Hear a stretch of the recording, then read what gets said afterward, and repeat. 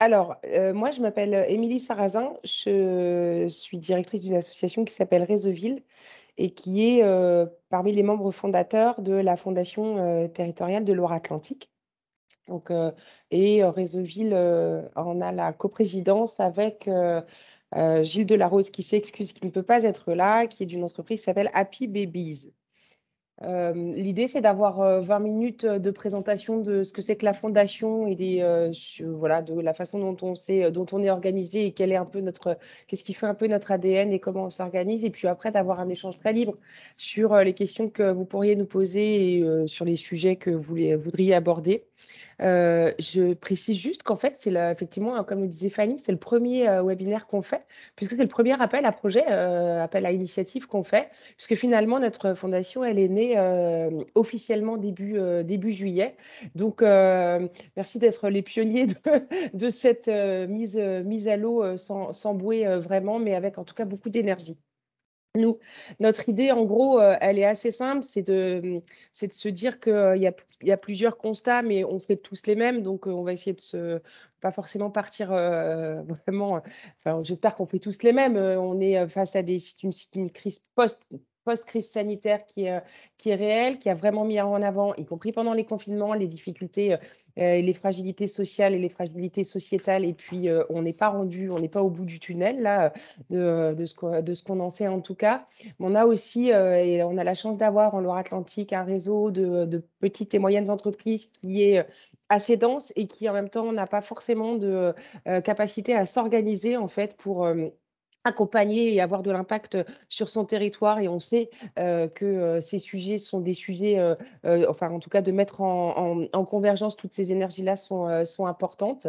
On a un tissu associatif qui est aussi très dense.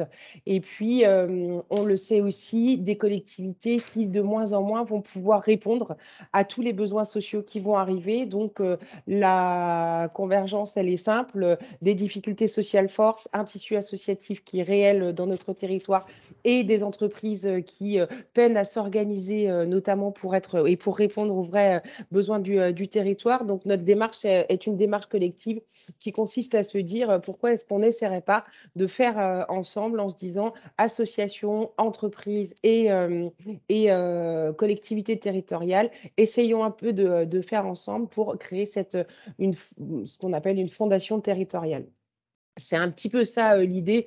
Vous avez des chiffres, les chiffres en dessous, y compris, des chiffres qui sont très, valorisants, notamment pour les Pays de la Loire. On a un territoire qui fonctionne bien. Des, des entreprises qui sont bien engagées en Pays de la Loire, mais finalement, c'est assez peu, 9,5. Alors on se dit, Gilles Delarose, il le dit souvent, si on passait à 15, ce serait déjà énorme en fait, et 15, c'est possible en fait. C'est ce que nous, en tout cas, on croit. On a vraiment envie de ce qu'on a, enfin en tout cas, ce qui a accroché Réseauville dans l'enjeu de cette fondation, c'est de relocaliser la philanthropie en circuit court. Comment on fait pour qu'une entreprise d'à côté finance l'association d'à côté et s'accompagne en fait, et comment est-ce qu'on essaye d'être un peu vertueux dans cette dynamique. Donc, on a travaillé pendant plus d'un an, vraiment, à raison de quasiment, 1 fois par, mois, et on s'est tous vus. On est à peu près 34 acteurs locaux à s'être, régulièrement rencontrés. Alors ça a fait un peu un effet boule de neige, hein, ou le CID. On n'était pas nombreux au début, mais on a fini par être assez nombreux, à la fin, avec, et des entreprises et des collectivités territoriales et des associations. Vous avez la liste sous le petit bullet point, 1 sur la dynamique collective. Il y a des entreprises, qui m'ont touchée. Je le dis parce que c'est important. Je trouve que le syndicat, la CAPEB, qui a décidé de se mettre dans cette dynamique-là, c'est les syndicats des artisans et du bâtiment, voilà, qui a décidé de se mettre dans cette dynamique-là, notamment en étant membre fondateur, notamment en mettant de l'argent. C'est aussi dire, bah, nous, y compris nos petits artisans, on a envie qu'ils s'engagent et qu'ils trouvent du sens, en fait, dans un engagement comme ça. La ville de Nantes, le département de Loire-Atlantique, la communauté de communes d'Erdre-et-Gèvres. On a aussi des associations, comme les Écosolis, Open Land, le Rameau, et cetera. Et puis des fondations qui nous ont notamment accompagnés, dans la structuration aussi de cette fondation. C'est pas rien, c'est pas une association, donc il a fallu, trouver notre forme juridique, et on est, juste pour votre information, sous égide de la fondation de Lille. On a, vu beaucoup de fondations, pour voir quelle fondation pourrait nous accompagner, et donc on a vraiment travaillé sur cette question du territoire. Donc c'est la fondation de Lille qui nous paraissait le plus important. Donc, pour le faire, vite, on est une fondation qui, on s'est donné comme mission très large de réduire les inégalités sociales, sociétales et environnementales en Loire-Atlantique en décuplant le mécénat sous toutes ses formes. Nous avons décidé de rester sur le département de Loire-Atlantique, parce que ça nous paraît être l'échelle qui est l'échelle la plus pertinente, en termes d'observation du territoire notamment, et d'accompagnement, des structures. Notre objectif est vraiment, d'aller combler, les trous dans la raquette et de faire en sorte que, les projets soient soutenus aussi sur du long terme, enfin sur 3 ans. Ça nous paraît important, et on s'est donné 3 axes qui sont des axes, importants et égaux. Donc là, on vous parle de l'appel à initiative, mais il nous semble important de préciser qu'on a des structures qui se mobilisent autour d'un point ressources et un faux mécénat. En fait, vous le savez, quelque part, en fait, il y a des, choses qui existent, partout, en fait, et on aimerait bien être une espèce de carrefour, en fait, qui permet de montrer qu'il y a plusieurs ch plusieurs alors attends, parce que j'ai là, donc le point info ressources, mécénat pour accompagner un peu les associations et les entreprises. Ça nous paraît important. Il y a la question de l'appel à initiative et il y a l'agrégateur de mécénat. Mais je vais laisser Fanny, qui est donc la directrice de la fondation, vous, préciser concrètement les piliers, en fait, et comment ils sont déclinés. Merci beaucoup, Émilie. Donc oui, je suis Fanny Lepoivre, déléguée générale de la Fondation territoriale qui a officiellement vu le jour le 4 juillet dernier. Donc vous voyez, on est vraiment tout récent et ça fait suite à un peu plus d'1 an de préfiguration avec les nombreux acteurs que Émilie vous avez évoqués. Ce qu'il faut savoir, c'est que là, on lance effectivement ce premier appel à initiative, c'est le tout premier, et également ce point ressources et informations du mécénat. Aujourd'hui, moi, personnellement, avant d'être à la Fondation territoriale, je suis chargée de mécénat et consultante en mécénat pour accompagner les petites associations à développer la stratégie de collecte de fonds. Donc c'est de ça que part aussi le projet, c'est de vouloir davantage accompagner les associations du territoire qui passent beaucoup de temps à répondre à des appels à projets nationaux ou qui peuvent avoir du mal à identifier les mécènes locaux. Donc comment faire pour mieux accompagner les associations locales?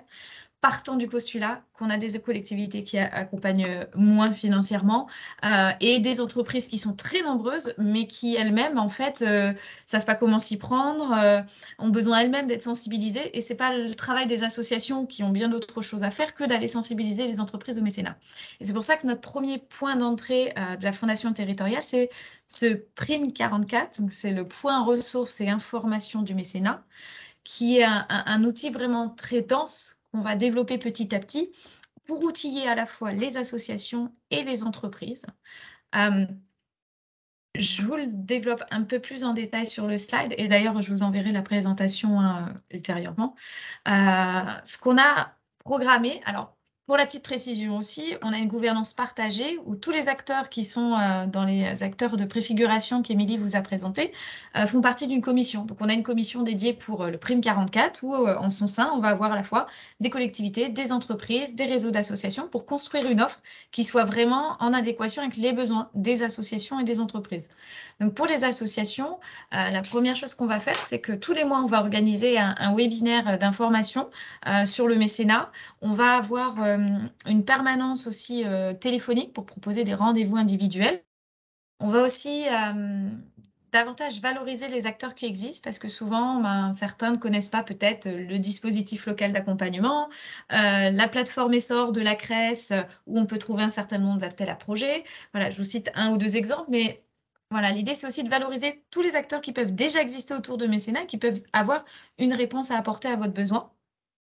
Ensuite, c'est aussi de vous conseiller avec des consultations, alors d'une heure et demie offertes par des expertes en mécénat. Je suis également déléguée régionale de l'AFF. Si vous ne connaissez pas, c'est l'Association française des fundraisers. Donc, on est un réseau d'une cinquantaine de personnes sur le territoire et des gens qui sont plutôt salariés à 100% dans des grosses structures qui collectent. Et un certain nombre sont prêts à donner en fait du temps bénévole pour accompagner, donc sur une mission de 1 heure 30 par mois pendant 3 mois individuellement, une association, pour pouvoir faire le point sur votre stratégie, vous guider, vous donner des pistes d'orientation, donner des impulsions. Ça fait partie des outils qui vont être proposés. Ça démarrera à partir de janvier. On va également proposer des formations de différents niveaux. Donc, il va y avoir une formation à l'initiation à la collecte de fonds d'1 heure qui sera en présentiel. Ensuite, il y aura une formation un niveau un peu plus élevé où on sera sur une formation de 4 heures. Et ensuite, on va aussi organiser des retours d'expérience sous forme de webinaire par des associations. Donc, ça peut très bien être vous. Si vous avez envie de partager une expérience, ça peut être comment vous avez peut-être mis en place une mesure d'impact, quelque chose qui ne soit pas trop chronophage, mais qui vous a permis de donner des clés, par exemple, à vos financeurs, mais aussi de vous rendre compte en interne de mieux connaître et mieux avoir conscience de ce que vous réalisiez. Voilà, ce sont des exemples de choses qui vont être créées par ce partage entre pairs. Et on va aussi organiser, alors on l'a pas encore mis parce que c'est tout nouveau, c'est des ateliers de co-développement pour ceux qui ont envie de challenger leur modèle économique et qui seront animés par des experts du co-développement et des participants qui seront plutôt des entreprises. Et c'est aussi une façon de les initier à faire du mécénat de compétences et à faire plus de liens avec les associations. Donc ça, c'est pour la partie prime pour les associations. Et pour les entreprises, sachez que c'est aussi le rôle qu'on s'est donné de sensibiliser les entreprises et plus particulièrement les TPE-PME au mécénat parce que, comme le disait Émilie, on a 9,5% des entreprises qui le font. La grosse majorité, ça va être des grosses structures. Il y en a certaines qui existent déjà, d'autres fondations sur le territoire, mais qui sont contraintes des fois de faire du saupoudrage ou de vous financer qu'une année avec un montant de 2 000 à 3 000 euros. Et pour vous, pour stabiliser votre modèle économique, c'est vraiment pas évident. Donc l'idée, c'est de les sensibiliser. Donc on va lancer une série de podcasts qui sera un retour d'expérience entre associations locales et entreprises locales qui ont mis en place du mécénat, qu'ils soient financiers, de compétences ou en nature, pour pouvoir montrer à une entreprise que c'est pas si compliqué et que le positif, il est des deux parties. Ça contribue à les sensibiliser. On va aussi faire des interventions dans des réseaux d'entreprises. On va aussi accompagner à la mise en place de stratégies, les accompagner aussi peut-être à identifier des associations, parce que, Émilie le disait, je crois qu'on a 30 000 associations à Loire-Atlantique. Donc parfois, c'est un frein pour les entreprises de dire, OK, j'ai envie de m'y mettre, mais quelle association, pourquoi, pour qui, comment? Donc c'est de les aider pour développer davantage de mécénat. On va organiser aussi la mise à disposition de fiches pratiques. Là, on fait des partenariats avec l'ADMICAL, qui est l'association nationale qui promeut le mécénat et accompagne les entreprises à le développer. Et donc, l'idée, c'est vraiment de donner un maximum d'outils pour faciliter le développement du mécénat. Voilà pour vous présenter un petit peu le Prime 44. Si vous avez des questions d'ailleurs sur ce Prime 44 avant qu'on rentre dans le détail sur l'appel à initiative, n'hésitez pas. Prenez la parole, mettez un message dans la conversation si vous souhaitez. Soyez vraiment libre de poser vos questions. Vous n'en avez pas? Ça fait beaucoup d'informations aussi d'un coup. Peut-être une question? Oui, Marie Brazeau de la communauté Oui. communautaire de Régep. J'aurais des informations une question sur le conseil et les ateliers de co-développement. À qui seront-ils destinés et sur quoi? Alors, j'ai entendu sur les ateliers de co-développement plutôt sur le modèle éco, mais sur les conseils avec les consultations bénévoles. Qui est concerné? Quel type d'association? Est-ce que c'est celles qui sont accompagnées par l'appel à initiative ou plus largement et sur quoi? Ok. Alors, ça ne concerne pas l'appel à initiative, donc on ne parle pas uniquement des lauréats de l'appel à initiative. Effectivement, c'est bien de préciser que la cible, ce sont les associations qui accompagnent des personnes qui résident en Loire-Atlantique. C'est vraiment le cadre géographique. Et parce qu'on est une fondation, on est dans le cadre du mécénat, donc on s'adresse aux associations loi 1901 d'intérêt général. On ne vous demande pas d'avoir le rescrit fiscal. Et notre champ d'action, c'est de participer à la réduction des inégalités sociales, sociétales et environnementales. Donc, si vous êtes un club de foot qui veut aller chercher du mécénat pour organiser un événement et qui n'a aucun objectif d'insertion, de lien social ou quelque chose comme ça, c'est pas la bonne porte d'entrée. Mais on reste sur un champ assez large sur les inégalités sociales, sociétales et environnementales des associations loi 1901. Et donc, du coup, après, sur l'accompagnement individuel, l'idée, c'est vraiment d'être sur la stratégie de mécénat et de collecte de fonds. Donc, c'est des consultants, enfin des bénévoles, pardon, qui sont déjà chargés de mécénat et de collecte de fonds, qui vont vous accompagner vraiment sur ce sujet spécifique. Et c'est vraiment le cadre de la fondation d'être sur le focus du mécénat et tout ce qui contribue au développement du mécénat. Et à partir du moment où on s'éloignerait un petit peu, par exemple, dans les prérequis pour développer le mécénat, il faut pouvoir mobiliser sa gouvernance. Et ben, si en échangeant ensemble, on se rend compte que dans votre association, c'est là où il y a une lacune et qu'il y aurait besoin d'un accompagnement, et ben, l'idée, c'est de vous orienter vers les acteurs du territoire qui sont déjà ancrés sur ces thématiques-là. Je pense par exemple à Passerelle et compétences, qui a un dispositif précis pour accompagner les associations sur des questions de gouvernance. Ça peut aussi vous accompagner, de vous orienter vers la FAL 44, le centre de ressources qui fait aussi partie des fondements de cette fondation, pour trouver les ressources qui existent déjà, ou même un DLA et j'en passe, pour vous accompagner sur ces sujets spécifiques qui sont en amont finalement de la stratégie de mécénat. Et nous, on va vraiment se focaliser sur le mécénat. Et on est vraiment là pour combler les trous dans la raquette, de se dire, si un acteur qui est déjà présent sur le territoire et qui le fait, on va plutôt vous guider, vous orienter, parce qu'il y en a tellement que c'est difficile de s'y retrouver. Et puis à partir du moment où il n'y a pas de réponse, nous, on viendra là pour compléter avec c'est vraiment ce cadre mécénat. Est-ce que ça répond bien à ta question, Marie? Oui, merci. Est-ce qu'il y a d'autres questions? Attends. Ah, ça y est. Enchantée, Catherine. Désolée, vous nous rejoignez avec un petit peu de retard. On a commencé la présentation. Ouais, j'ai eu beaucoup de mal à me connecter, à trouver. J'ai patienté depuis, voilà. Je comprends. Désolée pour ce petit souci C'est pas technique. grave. La présentation vous sera envoyée. Très bien. Et là, du coup, s'il n'y a pas d'autres questions, je vais passer à la présentation un peu plus spécifique de l'appel à initiative. Ok. Alors, l'appel à initiative, je vais juste revenir sur la présentation. Donc, c'est le deuxième pilier de la fondation. L'idée, c'est de faire du soutien au mécénat d'initiative. Catherine, excusez-moi, est-ce que je peux juste vous demander de couper votre micro parce qu'il y a un petit écho derrière. Merci beaucoup. Pas de souci.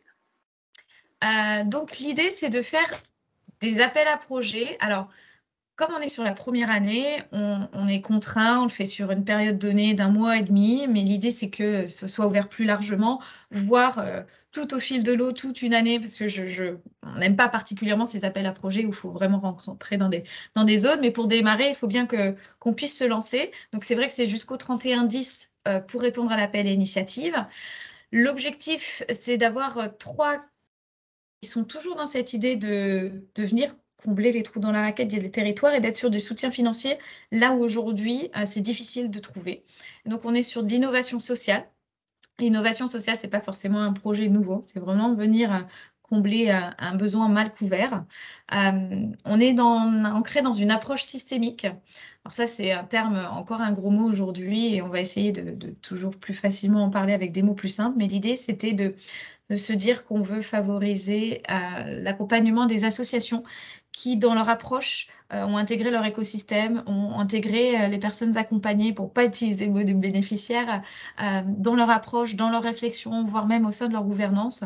Et donc, comment, en fait, vous avez vraiment dans votre dynamique et dans les actions que vous menez au quotidien, vraiment intégrer tout votre écosystème pour aussi vous rendre compte qu'il y a peut-être d'autres associations, d'autres acteurs qui travaillent aussi sur cette problématique, que vous en avez discuté, qu'il y a vraiment une singularité dans ce que vous souhaitez développer, qu'il y a vraiment un besoin.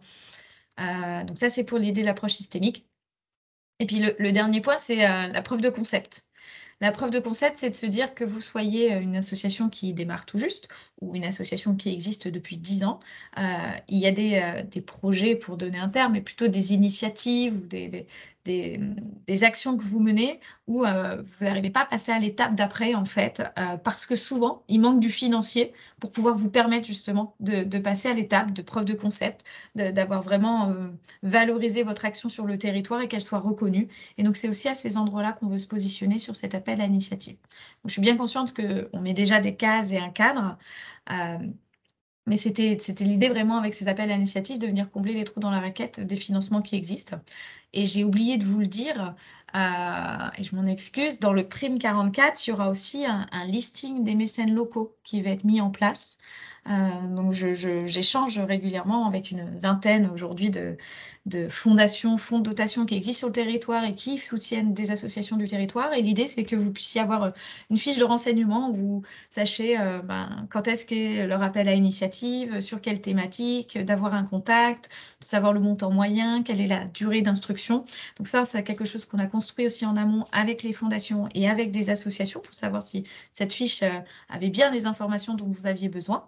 Et donc ça aussi, c'est des outils qu'on va mettre en place dans le Prime 44 et vers lesquels, finalement, si vous ne rentrez pas dans les cases de l'appel à initiative, on pourra aussi vous guider, vous orienter. Mais l'idée, quand même, faut que vous sachiez bien ce qu'on cherche, c'est que finalement, tout ce qui est frais de fonctionnement, tout ce qui est plaidoyer, tout ce qui est sensibilisation, des sujets qui sont très difficiles à faire financer, c'est là. C'est là où, en fait, on veut se positionner. On veut se positionner sur ces projets que finalement, souvent, vous n'osez pas trop développer ou vous le faites quand vous avez un peu de temps parce que c'est des choses qui ne sont pas financées. Et c'est l'idée de vous donner les moyens aussi de faire ce pas de côté, de d'oser ce que des fois vous osez plus parce que dans les appels et initiatives, il faut rentrer dans les cases, il faut que le projet il ait un début, il faut qu'il ait une fin, il faut qu'il y ait un budget derrière, il faut qu'il y ait forcément un devis d'un prestataire ou du matériel à faire financer. Donc nous, on va être clairement sur des sujets de réflexion justement que souvent vous ne faites pas financer, mais sur lesquels justement on veut vous soutenir pour que vous puissiez prendre le temps d'aller dans cette réflexion, de vision à plus long terme, de recherche de le problème de fond, même si on pallie à l'urgence, le problème de fond, comment on prend le temps d'y réfléchir pour aussi trouver des solutions. Donc voilà un petit peu le prisme finalement des appels à initiatives qu'on va lancer. Et je voulais juste finir sur ce troisième pilier qui est cet espace d'interconnaissance et d'expérimentation où là, on a le projet de faire un observatoire des inégalités du 44 parce qu'il existe plein d'études qui existent, mais aucune qui nous permet d'avoir une vision singulière des inégalités qu'on a dans le département. Donc ça, c'était important pour nous de pouvoir s'outiller et donner les moyens aussi à d'autres acteurs qui se lancent dans la philanthropie d'avoir conscience. Parce qu'on a constaté en discutant aussi avec des entreprises que souvent, ils savent qu'il y a des inégalités, mais il y a une certaine distance et le fait d'avoir vraiment conscience des choses avec des outils comme cela, ça permet aussi de faciliter l'engagement. Et puis l'idée, c'est aussi de mesurer notre impact. Cet observatoire, il vivra dans le temps. Et la deuxième expérimentation qu'on va mener, qui me tient beaucoup à cœur, c'est l'agrégateur de mécénat de compétences, où l'idée, c'est comment, sans créer une plateforme supplémentaire, une énième plateforme comme Koeo ou Wanabi vendredi, que certains d'entre vous connaissent déjà très bien, comment on fait pour que ce soit plus simple pour une association qu'elle n'ait pas besoin de s'inscrire sur chacune de ces plateformes? Comment on fait pour aider les associations à mieux spécifier leurs besoins? Parce que parfois, c'est plus facile de se dire j'ai besoin de X euros plutôt que de se dire peut-être qu'une compétence pourrait m'aider au sein d'une entreprise. Et puis comment aussi, côté entreprise, on va identifier quelles sont leurs ressources, qu'est-ce qu'ils peuvent nous mettre à disposition. Et ça prend du temps. Et c'est du temps que vous n'avez pas d'aller voir une entreprise, de dire est-ce que vous auriez des locaux, est-ce que vous avez des compétences, plutôt du ponctuel, du long terme. Et du coup, de faciliter cette mise en relation sur le mécénat de compétences avec une seule porte d'entrée sur du local. Voilà un petit peu dans les expérimentations aussi dont je voulais vous parler. Maintenant, je vais passer... Juste pour les prochaines étapes, il y a l'appel à initiative du coup qui vient d'être lancé. On est sur une dotation de 150 000 € avec une volonté de soutenir une dizaine d'associations à hauteur de 10 000 €. L'idée, c'est de le faire dans la durée. C'est juste que comme on vient tout juste d'exister il y a 2 mois, on ne peut pas physiquement vous l'assurer, mais c'est notre objectif d'avoir plein de leviers de mécanique pour que les 10 lauréats, 10 à 15 lauréats qui seront soutenus pourront l'être dans la durée. Les critères, je vous en ai déjà parlé. La thématique, on est sur une thématique très très large de toute forme d'inégalité sociale, sociétale et environnementale, parce que justement, on veut que les associations qui ont du mal à rentrer dans les cases, où on leur dit non, vous faites de la santé, et puis qu'en fait on n'est pas trop de santé, ou qu'on va dans la solidarité, puis on nous dit qu'on est plutôt de la santé. Voilà, ces fameuses cases, on voulait avoir un appel à initiative où il n'y en ait pas, justement. Et ensuite, il y aura un deuxième appel à initiative qui sera lancé en janvier, qui sera sur l'égalité des chances à l'école, pour l'emploi, dans les territoires défavorisés. On va parler aussi bien des zones rurales, des quartiers prioritaires, mais pas que, parce qu'il y a aussi ces zones où les gens ont des difficultés, rentrent pas forcément dans la case de quartier prioritaire, mais qui ont aussi besoin d'être accompagnés. Et donc, ce deuxième appel à projet sera lancé en janvier. Et ensuite, quand l'Observatoire des inégalités sera mis en place, eh bien, on aura justement matière pour fixer les nouvelles priorités et les autres thématiques des appels à initiatives suivants, sachant qu'il y aura toujours celui-ci de cette thématique très large. Voilà, ça, c'est vraiment une volonté. Pour entrer dans le détail du planning de cet appel à initiative, et n'hésitez pas à me couper, à poser des questions en live ou sur la conversation vraiment, hein. Même si à la fin on prend un temps d'échange, n'hésitez pas, parce que au moins sur la compréhension que vous ne perdez pas le fil. Donc là, il y a un premier webinaire d'information, notre tout premier. On en fait un autre qui est le 11 octobre à 13h30 pour ceux qui ne peuvent pas y participer. Et il y aura le replay qui sera à disposition. La clôture, elle est le 31 octobre à midi. Là, l'idée, c'est que pour ceux qui ont déjà rempli, il y a un mini formulaire, un pré-formulaire avec 4-5 questions pour s'assurer en fait que vous êtes bien d'intérêt général, puisque ça, c'est le cadre de la fondation dans le mécénat. Et jeudi, là, je vais commencer à envoyer les dossiers de candidature.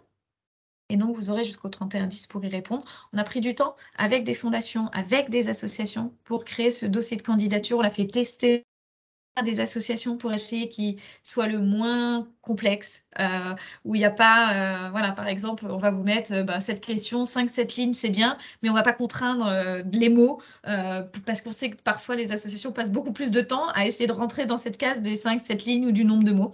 Donc on n'en a pas mis, en faisant confiance, en vous disant plutôt 5 à 7 lignes. Donc si c'est 7, si c'est 6 ou si c'est 8, c'est très bien, voilà.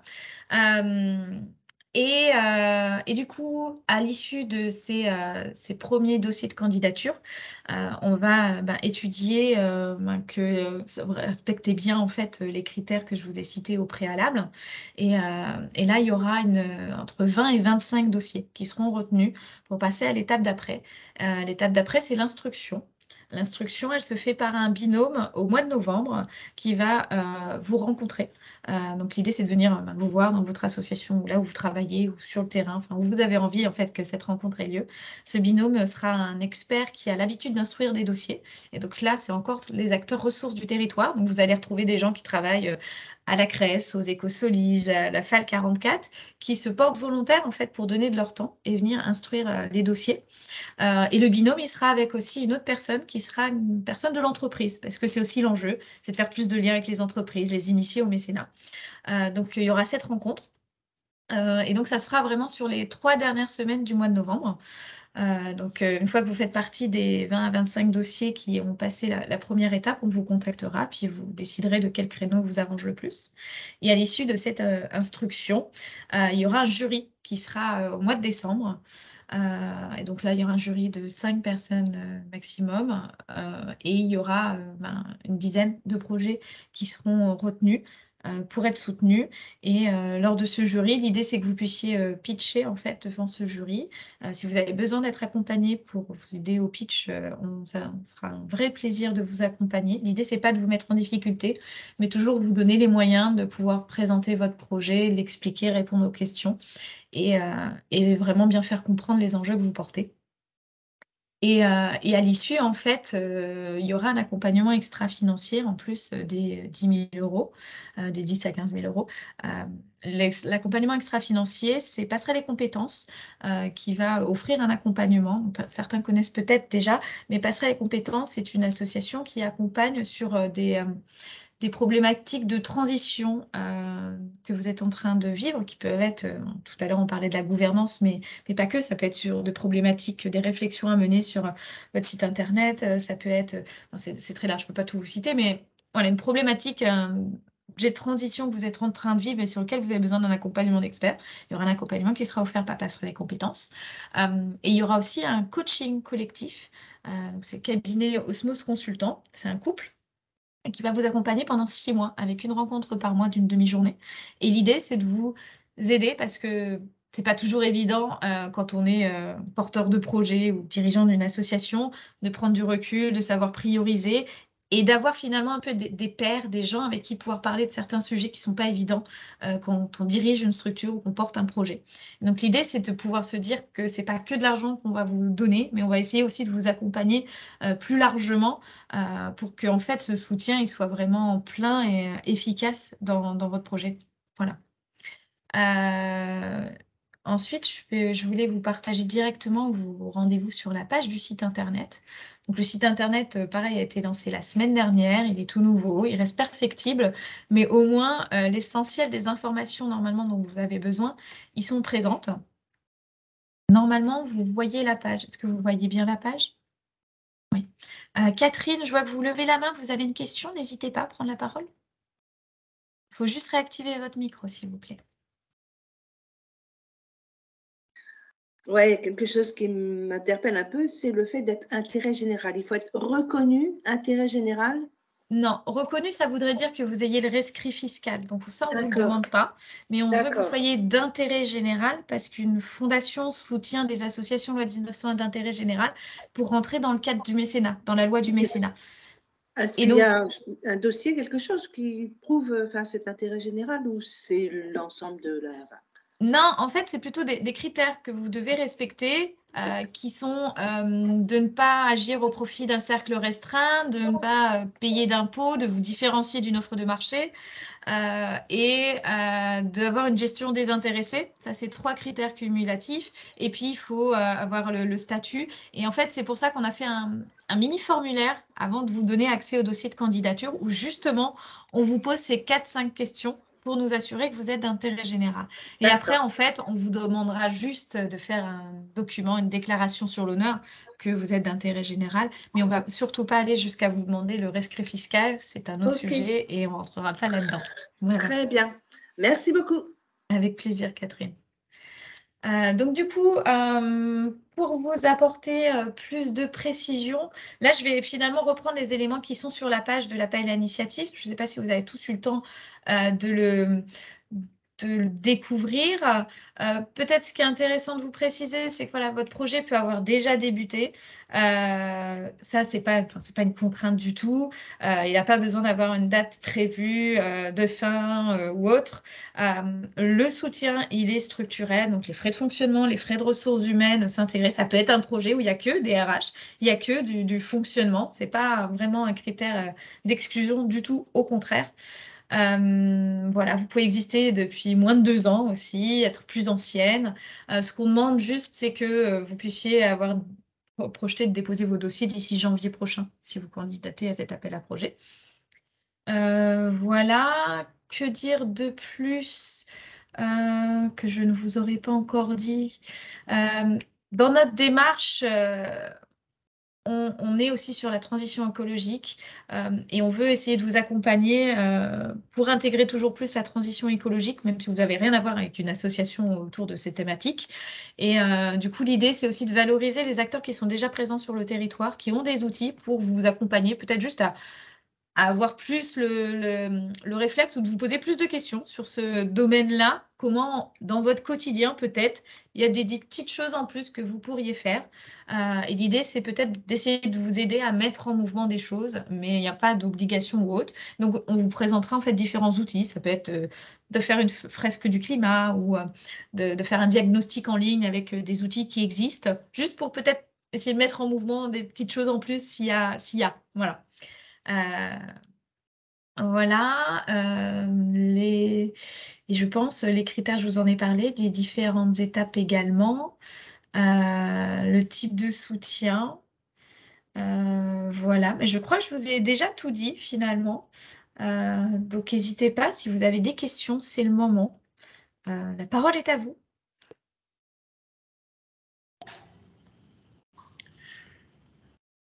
Oui, je voulais savoir le questionnaire pour évaluer cette idée d'intérêt général. Il est accessible à partir d'où? Eh bien, tout en bas de la page, il y a candidater. Je le D'accord, fais en ok. live. Et du coup, Ok. on atterrit directement sur ce mini formulaire. Et donc, voilà, Très bien, merci. tout simplement.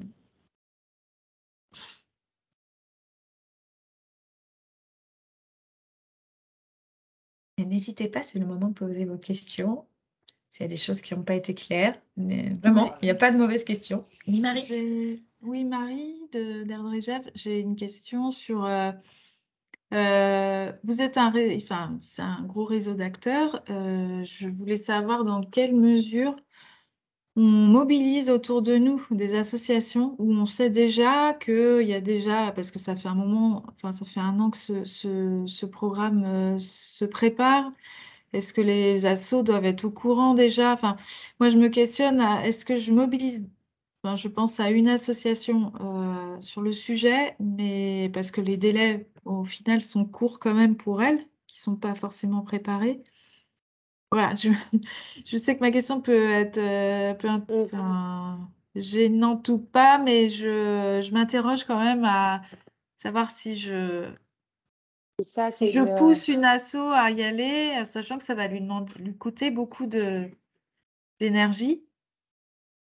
Alors, Ou, moi, voilà. je vais laisser Fanny répondre après, mais sachez que effectivement, on a un gros réseau d'acteurs, mais ça ne dit pas qu'on va mettre, enfin, voilà, qu'il n'y a, il y a pas d'associations qui ont été identifiées ou il n'y a pas d'associations sur lesquelles on va se dire, bah tiens, là, voilà, il y a des associations, on ne va pas vous cacher, qui ont entendu parler de cette fondation, qui ont déjà demandé des renseignements, mais celles-là, elles vont toutes passer par un dossier unique, hein. Je suis une association et je fais partie de ceux qui détestent les appels à initiative, mais on a tourné le projet dans tous les sens. En fait, on est quand même obligé de passer par une porte d'entrée qui est une porte d'entrée qui nous permet d'assurer une forme d'égalité. Alors, ce qui est sûr, c'est que aujourd'hui, le budget de la fondation, c'est pas un budget qui va permettre de répondre à toutes les associations. Et on est dans une situation, on va se le dire entre nous, où, bien entendu, il faut on va dire non à des gens.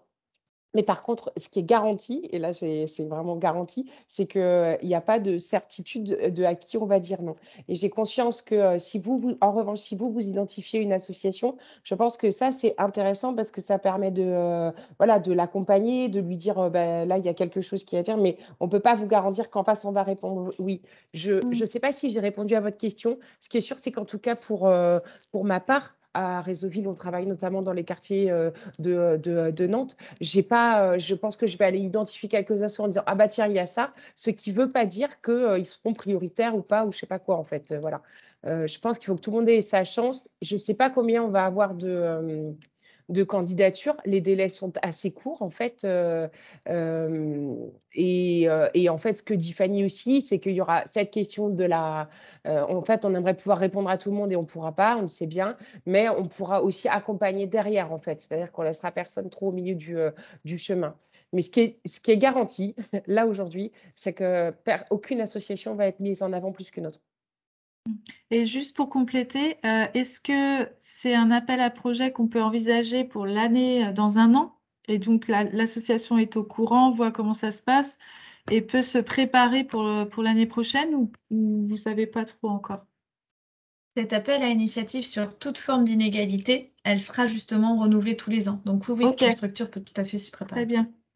Ok, merci.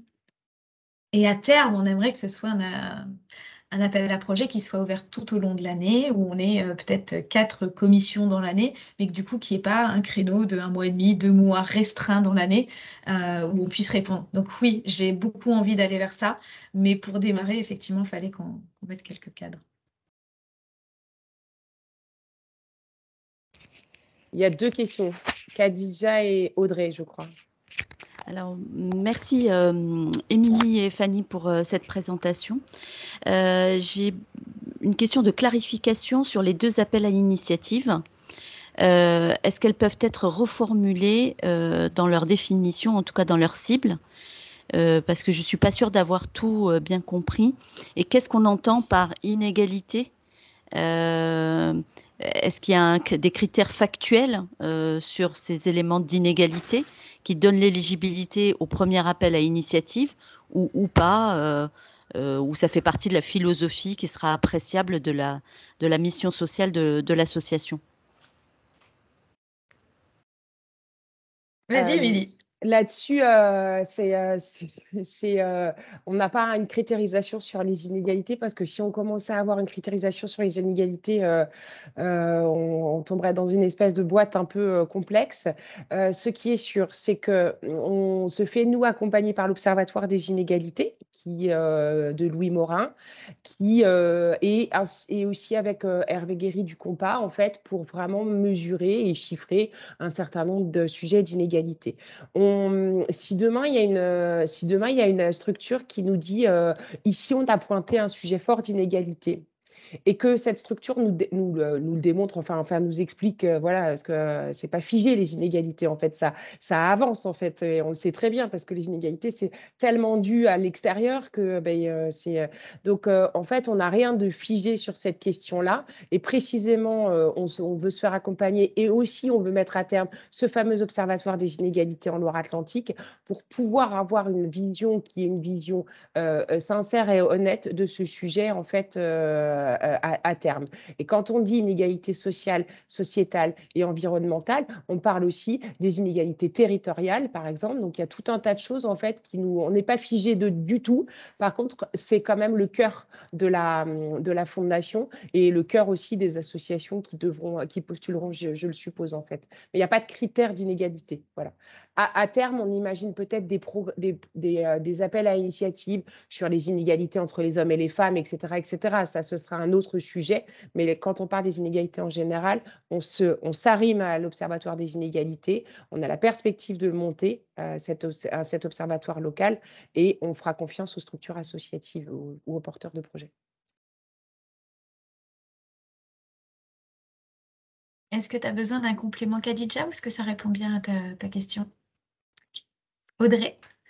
Oui, bonjour, merci beaucoup. Donc oui, moi je suis Audrey Pinault de l'association Proxité. En fait, je me pose la question, là comme ça, en fait, moi j'ai l'impression que l'association pour laquelle je travaille, en fait, elle rentrerait plutôt dans le cadre de l'appel à projet qui est prévu pour janvier.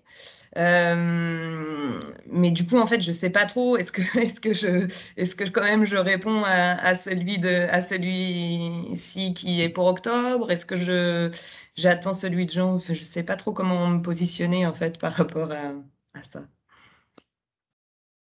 C'est une vraie question. J'aurais envie de dire que ça va dépendre du nombre de candidatures qu'on reçoit.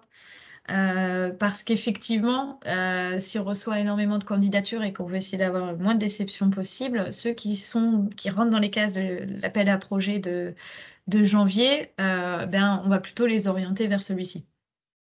Après, le dossier sera potentiellement le même. Ok. Voilà. Merci. Je pense que si intuitivement vous pensez il y aura lieu, hein, celui de janvier, hein, et ça, il va exister. Donc, si intuitivement aussi vous sentez que c'est plutôt sur janvier qu'il faut se caler, je crois qu'il faut être sincère avec votre propre projet, en fait, et donc se dire que on partira sur janvier. Effectivement, comme dit Fanny, on peut le faire 2 fois, mais c'est quand même du temps, quoi, mine de rien. Donc, voilà, c'est pas. Mais il aura lieu celui de janvier, c'est-à-dire qu'on sait qu'il sera calé, quoi. Ok, ça marche, merci.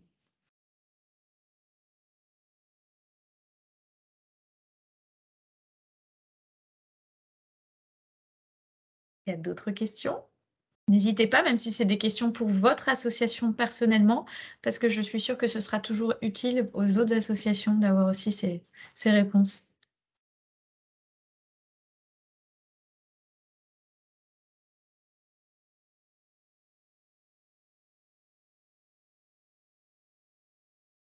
Eh bien, écoutez, je crois que vous avez eu réponse à toutes vos questions alors. Eh bien, on va se quitter sur ce dernier échange.